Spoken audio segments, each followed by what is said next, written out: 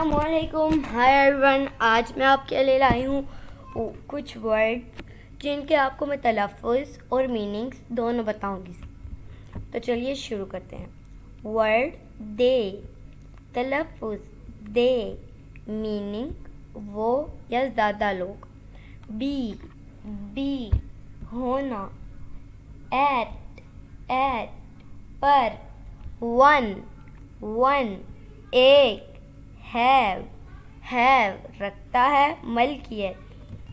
कुछ लोग इसको एस बोलते होंगे मगर यह ऐसे नहीं होता। इसको सही में कहते हैं एस की जगह जी की आवाज़ आती है। जैसा कि आई में, हिज उसका, लड़के के लिए। दैट वो दूर की चीज़। ही वो लड़का। ही जैसे लड़की के लिए यूज़ होता है और शी लड़की के लिए। वाज था।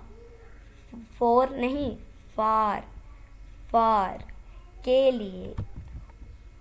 ऑन हम पढ़ते हैं मगर ये असल में वर्ड है ऑन। पर आर हैं।